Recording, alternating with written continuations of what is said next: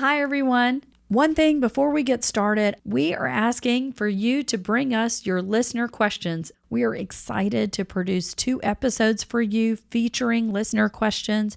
Questions like, what diet should I eat while on chemo? Or what's going to happen to my love life after cancering? Or maybe something simple like, where do I get the best information on the internet? We're here for all of those questions and we'll get you the answers. So go to our website, www.cancering.com, and click on the questions page to submit your questions on the form. If you tell someone they can never have their favorite food, that just equals punishment. And that's not a place where we want to be. So if you're a patient, you can do this yourself. You don't need some crazy prescription or some other thing. You can make some lifestyle changes yourself that can help work alongside the medicine that you're doing, work alongside with what your doctor and what your healthcare team is really motivating and working with you towards. And I think there's so much beauty in food and like connections and social networking that really comes together when we can do this as a healthcare team too. So if you eat well, you eat good quality foods, it'll be good for you either on the prevention side or the treatment side, and it works well either way. Welcome to the latest filling and delicious episode of The Cancering Show. I'm super excited to introduce you to today's guest, one of the nation's leaders and practicing advocates for culinary medicine, Dr. John Wesley McWhorter. And if you're asking yourself, what in the heck is culinary medicine? Well, it's an exciting, growing field of medicine, behavioral science, nutrition, and cooking that sits at the intersection of delicious food creation, modern medicine, and healthier living. This show is going to focus on not just the why, but also the how we eat and how it directs our personal and overall local community's health. I just love the topic. There's so much to explore here. So to start off the show, let me tell you a little bit about our guest, Dr. Wesley McWhorter. He is a native of Fairhope, a personal trainer, a CIA, that's Culinary Institute of America, trained chef, and a certified dietitian who also holds a doctorate in public health. So I know we're going to have a lot to talk about. Dr. McWhorter also serves as an advisory council member for the Teaching Kitchen Collaborative. Trust me when I say we are all in for a healthy and delicious treat listening to Dr. McWhorter lay out and explain culinary medicine as he describes it as a philosophy of good food as a medical movement. Plus, have your pens and paper handy because he'll be sharing some delicious and sexy recipes for improving our lunch and dinner menus and what we should be eating, especially during cancer treatment like chemotherapy and radiation, as well as everyday eating with our family and friends.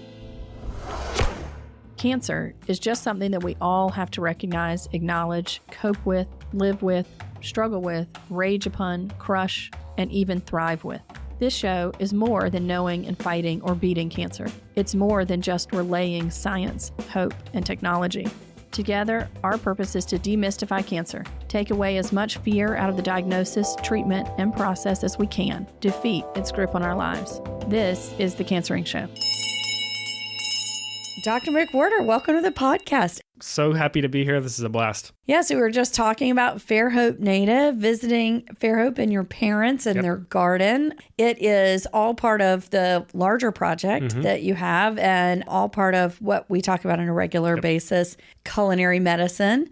For our listeners, let's just jump right in. What is culinary medicine? That is a wonderful question. I always like to tell people it's not like a replacement of medicine, but when we think about food, we think about what we eat that impacts our health, whether that's on the positive side or on the negative side. So when you look at culinary medicine, it's taking food and utilizing it where it's going to treat our bodies well. So what we eat matters. And it's breaking it down into the simplicity of how we can do that in a way that's, enjoyable and sexy and delicious and all those things that we really think about when we think of food. It's not just the nutrients and the calories and all that, nutrition information. It's really getting in the kitchen and preparing the foods to prevent and treat these chronic diseases that we talk about. I just love that you said also delicious and sexy and everything, because you're so right. We spend so much time on the bad side when food is making us sick, talking about all the delicious things that make us ill. Yep. And when we're talking about nutrition and healthy food, we only talk about it in a scientific sort of way, the numeric calories, the content, the nutrients, et cetera. I just love that. And I think that's one of the biggest problems we see in nutrition is it's a punishment. I gained weight, or I have diabetes, or, I have this diagnosis, and now my life's over. Right. There's no enjoyment. I'm on a diet.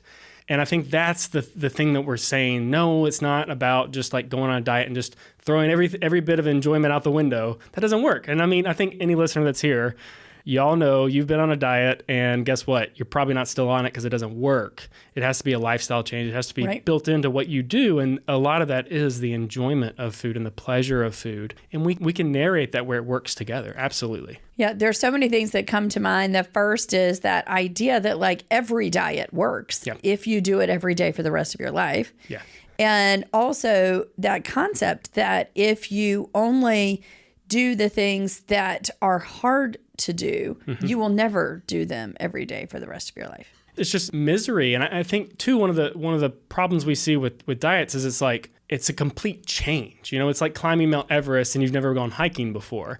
It's unrealistic, instead of like, oh, okay, well, maybe you should have a smaller, soda. Maybe you should add a vegetable to your plate. Maybe you should try, a reduced size of this or add this little thing on there. It's the little itty bitty changes. And I mean, you have kids, I have kids. Same thing with our kids. When they learn to walk, they're not running instantaneously. They're falling a lot. And when we make these lifestyle changes, it takes a while. It's not something that's overnight. I often tell our medical students, if you have a patient you've been seeing, they're 50 years old. Yeah. How long have they been eating food? And, they have a kind of confused, look on their face. Well, they've been eating food for, about 49 years. Right. I say that because, we have these eating habits that we've had for a long time. And that's difficult to change those behaviors. It doesn't happen overnight. And that's really the beauty of where we tie in culinary medicine to say, we're not just going to give you this handout and this diet that says, hey, eat a low carb diet or eat a heart healthy diet. We're going to say, this is what you need to do for diabetes. This is what you need to do for this cancer diagnosis. And this is how you do it. Take you into the kitchen, prepare the foods with you so you can really see and taste and learn what you enjoy. I think that makes such a difference when you actually teach people how to prepare delicious food. The comment that a patient of mine made is it's the only addiction that you can't stop cold turkey. You still have to be exposed to it all the time. So how do you change it? And I don't know if you found this, but it seems like we used to recommend a different diet for every disease. Yeah. That there's the DASH diet and the Mediterranean diet and the heart healthy diet and the diabetes diet. And it seems like we're finally getting to a funnel where just about everybody's getting the same recommendation, which is eat a lot of plants and eat less carbs and kind of, as you said, make a lifestyle change, not a diet. It's funny because, I'm sure, again, anyone that's listening to this is like, I don't know what to eat. I'm confused. There's always some new information. I guarantee you one thing you've never heard is that vegetables are bad for you. And that's, 90% of the adults in the U.S. do not eat enough vegetables on a daily basis. That's an alarming statistic. So, that's one of the biggest things we focus on is like add vegetables to your plate. When we talk about grains, same difference there. 90% of the grains that are consumed in the U.S. are processed grains. 90% of adults in the U.S. eat way too much sodium. So there's some factors there that are very similar in people's diets. And, we don't have to be uber specific on the changes. It's more like, what does your plate look like? When you sit down at a meal, if it's a bowl, it's a plate, it's a wrap, whatever it might be, are there vegetables there? The grains, are there whole grains? Do you have any legumes, which would be like beans, your chickpeas or your black eyed peas or your little green peas and things like that? Do you have those on the plate? If you're eating that steak, is it taking up the entire plate or is it a smaller portion of it? You don't have to just flip out and throw everything out. You can really enjoy, but having it in moderation. And I know moderation is not a fun word for people, but I like that word because there's balance in it. And you don't want to go too far on one side for anything, but the changes we can make can be those small iterative changes that really come together to create a sustainable change for our diets long term. And that's really where we need to be. Yeah, absolutely. I have a little sticky note that sits over my computer that small change times time equals big change. Yeah. It's so true. I think another thing that we like to do when we're talking to patients or we're talking to students or community members is really personalize it with yourself because I'm from Alabama, okay, and I live in Texas. I don't like Texas barbecue. I always tell this to people in Texas, and people get mad at me. They're like, well, what are you talking about? Brisket's the best. And I'm like, no, it's disgusting. Right. I don't enjoy it. And I mean, I'm using barbecue as an example because it's very personal to me. I grew up eating Ben's Barbecue in Fairhope, which is no more there. And I always loved the chopped pork barbecue. Nice. And that was my favorite thing. That was my favorite dish. And if someone said you could never eat that again, I would tell them they're crazy. I'm going to continue to consume that. The same concept is true when we talk about like changing someone's diet completely different. If you tell someone they can never have their favorite food, that just equals punishment for the rest of their life. And that's not a place where we want to be, and it's not realistic. So if I was talking to myself about, Wes, you're eating way too much of that pork barbecue, what ways can you do? Are there some greens? Are there some other vegetables you can add to your plate? Is there a smaller portion of it you can have? Or can you have it, once a week or a little less so you can really balance it and make this a sustainable change for yourself? Absolutely. So we love that you were talking about flavors and adding maybe a sexy recipe. Give us an idea of what that would be. I always start with roasting. The number one thing people eat is French fries. Let's just be honest. Some of you that are driving are probably eating some French fries right now, and you're feeling guilty. Apologies, but we love French fries. So roasting a vegetable, it gets that same texture, and it's simple. So what we do is we do a lot of one-pan meals where you just put everything on that sheet pan, that you're baking on, mix your veggies in there, a little bit of oil, whatever type of animal protein you want, or if you're not doing that, you can also do some beans or things like that. Put it in the oven. It's real quick. It's enjoyable, and it has a nice crispy texture. That's one of my favorite things to do. Another thing that we do is like your everyday average spaghetti that you eat all the time with your family, or like a soup or something like that has a lot of beef in it. One way you can extend it is you just add some lentils to it. And it's not that you're replacing the beef, you're adding to it, and that gives you some fiber to the dish, and it also makes it go a lot further. So I'm saying sexy as a parent of 2 kids and trying to make the ends meet for the family. It really makes it where it works for a larger family, and it extends and lowers your costs because food is very expensive right now. I totally agree. I will tell you, this is not sexy, but I have an 8-year-old who still refuses all vegetables. Mm-hmm. So I have to make a taco meat or spaghetti once a week. And tip here, I grind up carrots and mushrooms until they are not recognizable, and then throw them right in. And that's how she gets her vegetables. Yeah. Perfect example. I mean, another thing that I like to do with my kids too is like, if we're doing pizza night, it's not just pizza night. We'll add a quick side of veggies. We'll do a microwave carrots on the side. I know that sounds funny, but your kids get used to it. They like it. They enjoy it. We do a ranch broccoli that's really a simple ranch seasoning. You can buy the prepackaged ranch seasoning. Quick, throw it in the microwave, really, really easy. A fun fact for those of you that don't work in restaurants, a lot of restaurants, that's how they cook vegetables in the first place. It's a quick zap in the microwave with a compound butter, and it comes out really flavorful, really delicious, and it's an easy side that you can add in like 3 or 4 minutes. So Wes, we haven't talked a lot about this.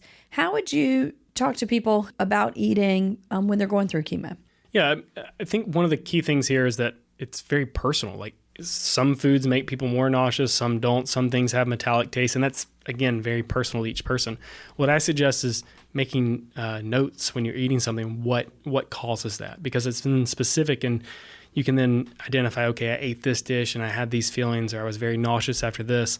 And then you can adapt. When we talk about like what is healthy eating, what should we have on the plate, we still want, half your plate to be fruits and vegetables, a quarter to be whole grains, a quarter to be your protein foods, your animal meats or your legumes, nuts and seeds.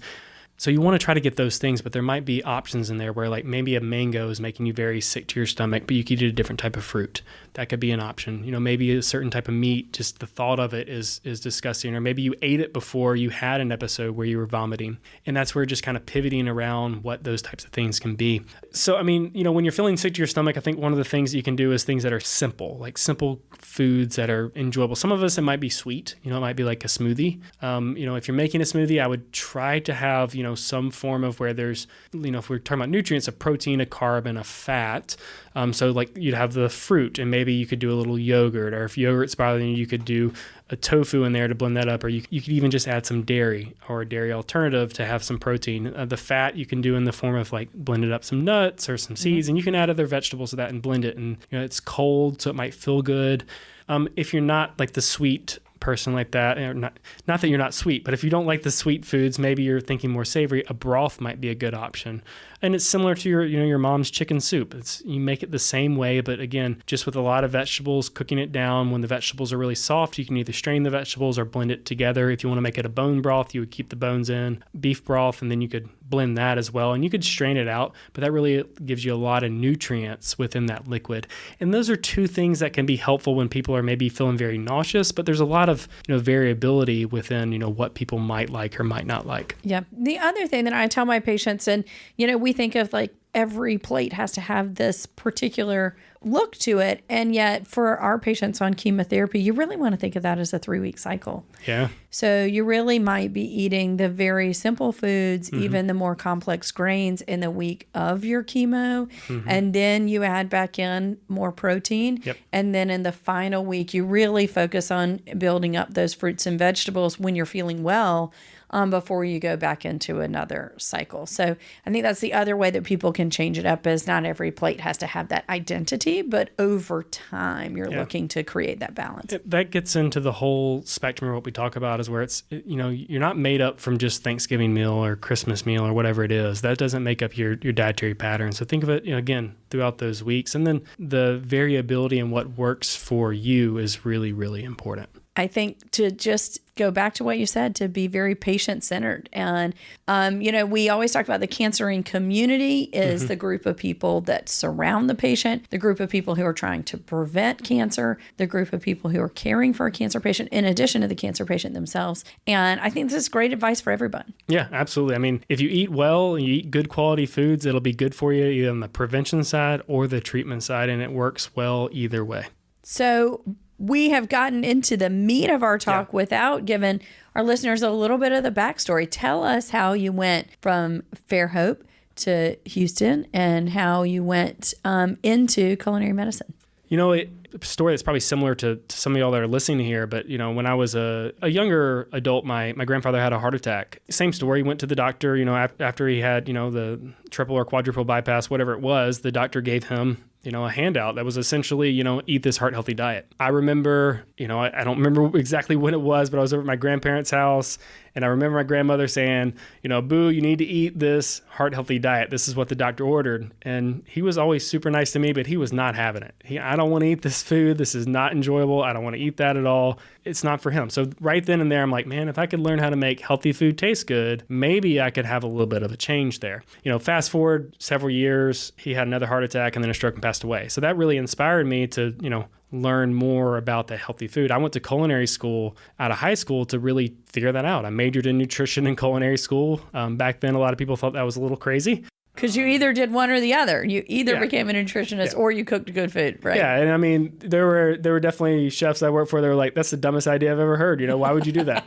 But I'm thinking, well, no, this makes sense. Like, this is the route we should be going. This is what we should be doing. So I worked in different restaurants down in South Florida, and then actually moved back to Alabama and worked in a few places in Alabama. I got a gig as a private chef, and I traveled with that person, ended up in Texas, in Houston, with them as their private chef. And then I began pursuing undergrad in dietetics, did my master's in nutrition metabolism, focused a lot on protein research down at University of Texas medical branch, so in the Houston, Galveston area. And then I did my doctorate in health promotion and behavioral sciences. A lot of, each one of these steps was like, I know more, but I'm still need another tool to get us to this place. So, I'm a personal trainer, I'm a chef, I'm a dietitian. I have these skills, but like, what about the mind says to it? I can't just say, hey, go change your diet. It doesn't work. So how can we look at the behavioral side and really not just motivate, but really look at, what can help people get over these barriers and these facilitators to really get them to the place they need to be. So I say that the education, that route that took me there, but it's kind of come full circle because now I teach at a medical school, and I teach medical students about healthy eating and about talking to their patients and not just saying, hey,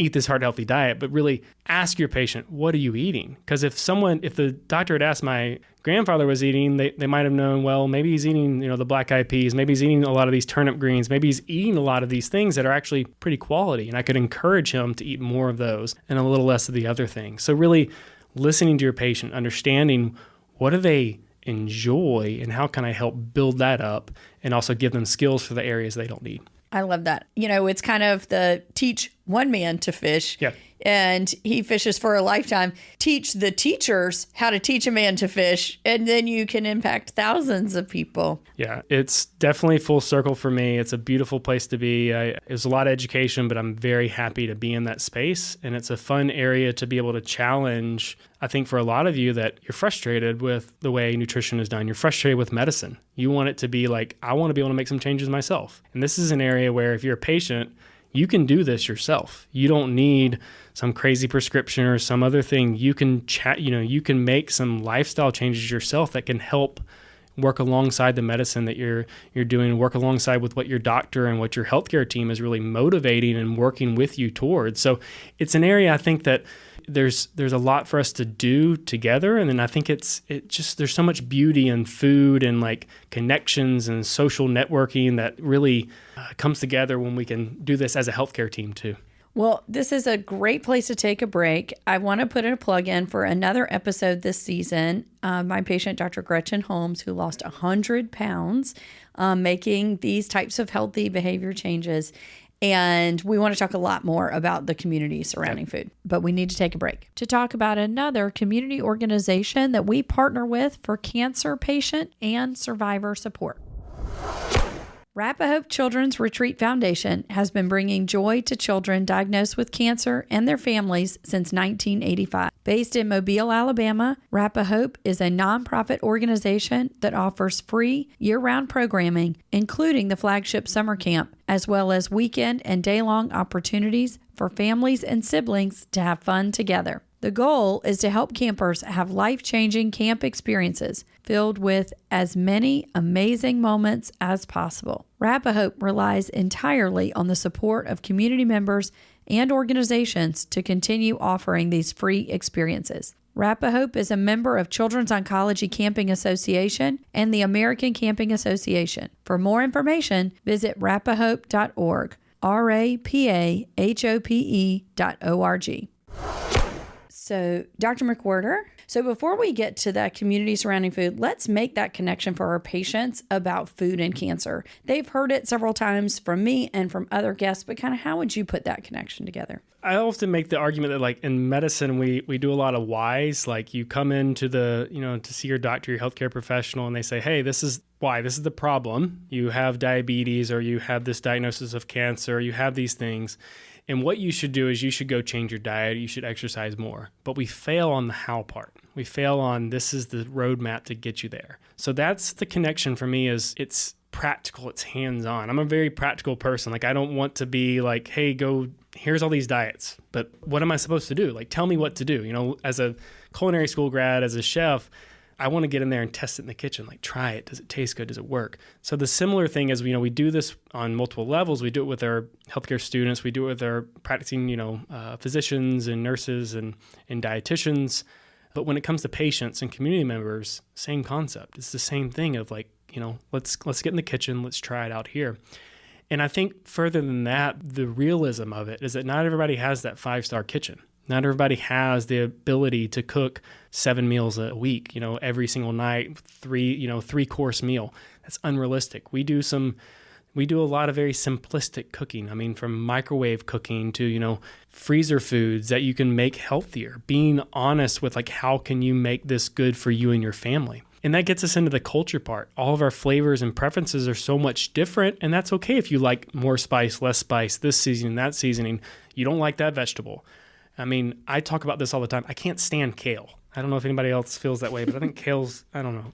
I shouldn't say that as like a dietitian, but yep. I don't like kale.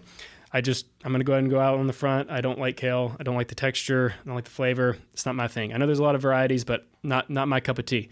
I love collard greens though, and they're both in the same category of vegetable. They're both dark leafy greens, and that's perfectly fine. I think that's another issue is where we see a lot of people feel a certain way about a vegetable that was their exposure, and they're just kind of turned off by it. And that's where, when we're doing community cooking classes, you get the chance to taste it, to try it. Right. And you mentioned several times when we've spoken about culturally, foods are different. You know, your granddad grew up on turnip greens. We grew up on collard greens, a different green might be more culturally appropriate, and none of them have to be kale just because somebody in New York said kale is delicious. Exactly. and you know what? I love grits. Stone ground grits are a nice, good whole grain, and they fit really well too. And I think that's, it's something, I guess we can go into the southern, we'll go ahead and get into the southern diet here too, I think, because it's something that really irks me here is, as someone that grew up in southern Alabama, working kind of across the U.S. and having people tell me that where I come from, there's no food that's healthy. It's a little bit of a, I got a chip on my shoulder about it. It's frustrating. When I look at the science, look at the nutrients and the qualities of the food, we have all those things. So if someone says, hey, Wesley, you need to eat a Mediterranean diet, I'm like, well, you know what? All those Mediterranean components I also have in Southern cuisine. If you tell me I have to eat chickpeas, well, what about black eyed peas? If you say, the kale, well, what about, collard greens? If you say, well, this grain or that grain. Well, what about, grits? And the same thing with you got to eat salmon. Well, what about, croaker or, anything out of the bay here too, that exactly. I want to enjoy, the flounder and the beautiful seafood we have. So I think there's a lot of ways that we can really tie in our local cuisine, our local cultures. You don't have to adapt some other places' foods. We're really talking about the categories of that. This is another thing we talk about. People's expectation of vegetables are pretty negative. When I always tell people like, hey, healthy food, you aren't really excited. You're like, oh, okay, I got to go on a diet and a negative. Right.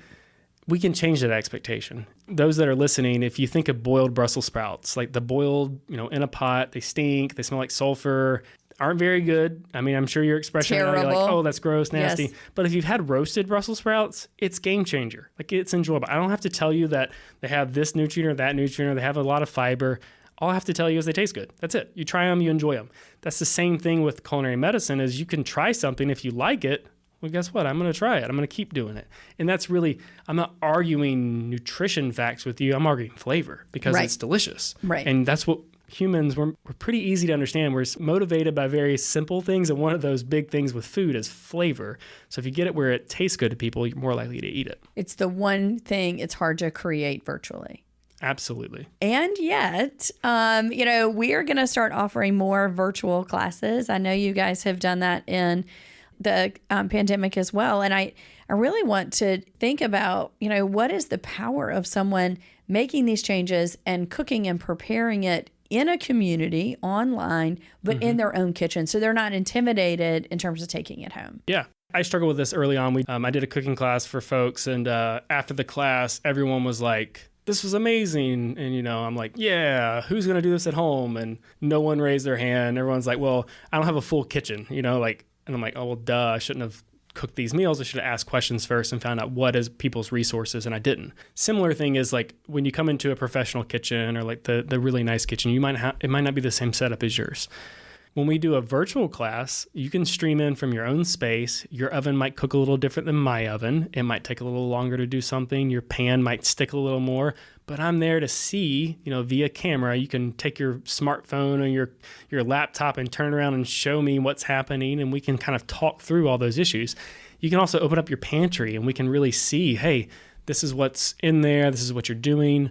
You're feeding your family that night. They're with you at the class because it's virtual. And if they don't like it, you come back next week and you talk about, my family's not going to eat that. We got to find something else. So it's not the same as being in person. Like it's like you want some things in person, but it also has some benefits that not being in person doesn't have. And I think that's where you really get to it's the personalization of it, and just again, being in someone's home virtually to see how they're cooking, see what you're doing and all that stuff. Yeah, no, I think there's such a power there.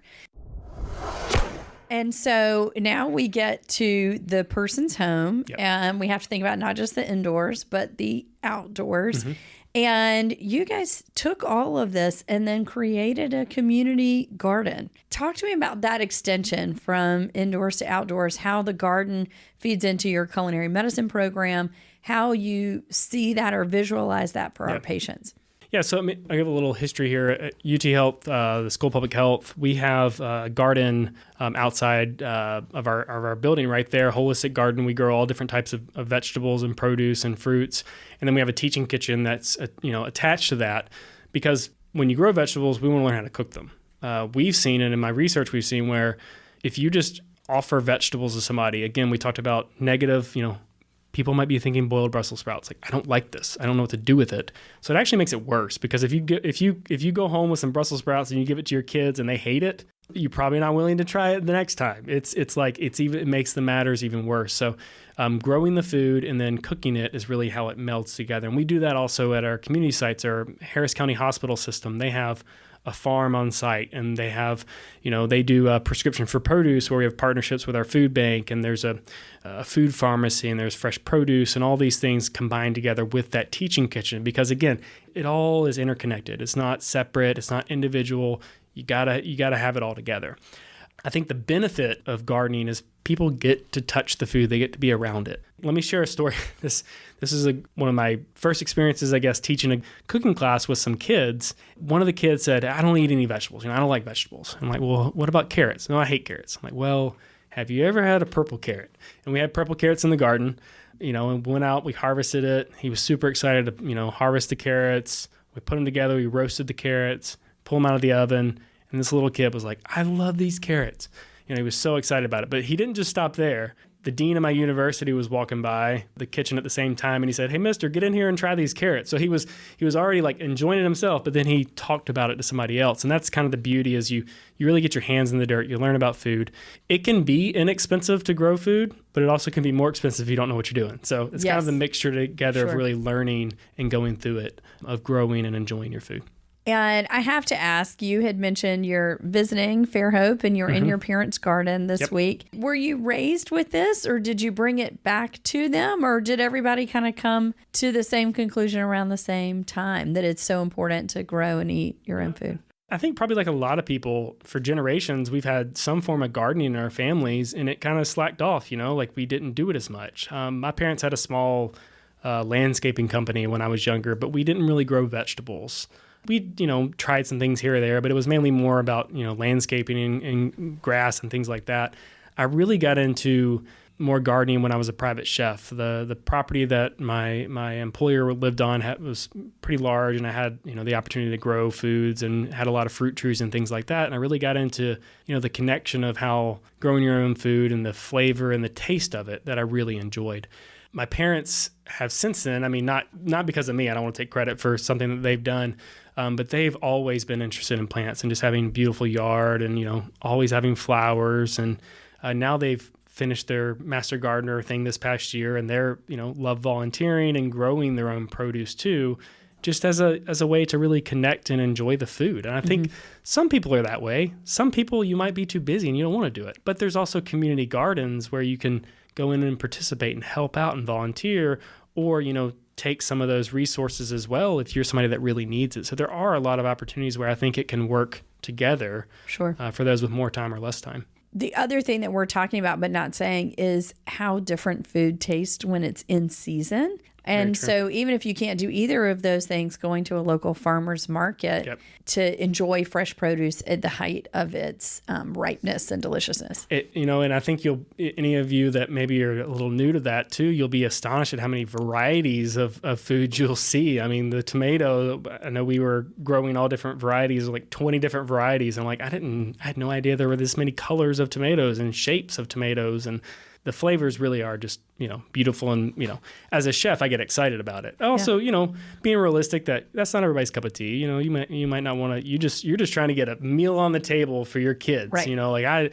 I need to feed that screaming kid in the back seat. I got to do something. So I think there's spaces for everybody at the table in this food as medicine, culinary medicine movement. It's not just a bougie or high-end version. There's also all along the spectrum of places where we can really see a space to help people and to work with people. And I think, we talked about it earlier, but centering the patient, where the patient really gets the ability to say, I'm in control of my health. I want to do this for my health. And food is a beautiful place to start.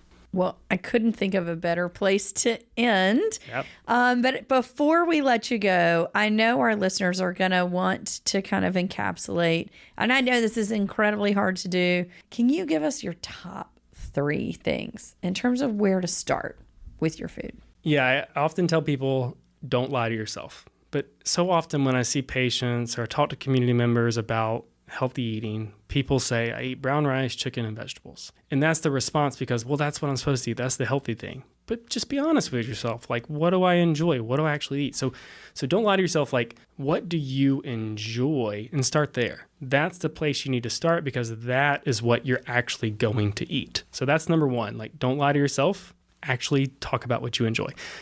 Number two is start small. People are like, I'm going to change everything. I'm no longer going to ever eat this. I'm never going to drink a soda again. I'm never going to do this again. We know that doesn't work. I mean, the outliers, some of those people, maybe they can do it, but just start small. Can you add a vegetable? And again, going back to point one of what do you enjoy, add that vegetable you enjoy to your dish and try that for a week or 2 weeks until it sticks, and then go to the next step and the next step from there. And number three, don't shame yourself. Failure will happen. Get back up and keep trying. It's a lifelong commitment. This is not something that you need to do for 2 weeks, 6 months.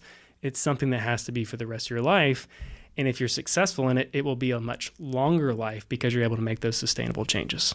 I love all three, but I love the last one the best. And I think there's so many of us out there that try to shame ourselves into success, and there's no amount of beating yourself up that will work. And really just recognizing that, having a delicious piece of cake is not a failure. It is a delicious piece of cake, and just move on. Yeah, and be mindful of it. Why do you enjoy the cake so much? Is it because of an emotional thing, or is it because you really enjoy the cake? And that's the key thing, is just being present with your food. We didn't talk about that as much, but really, really be present with your food. Enjoy your food. It's something that we should do more. Awesome. Wesley, where can people find out more information about your culinary medicine program and culinary medicine in general? Yeah, USA and actually, my institution, UTHealth, we're both part of the Teaching Kitchen Collaborative, which is a group of about 45 institutions across the U.S., actually internationally, that are coming together to develop best practices in culinary medicine and, food as medicine movement. So teachingkitchens.org is a great place to look. Fantastic. Well, thank you again for being here in the studio with us. Thank you for being from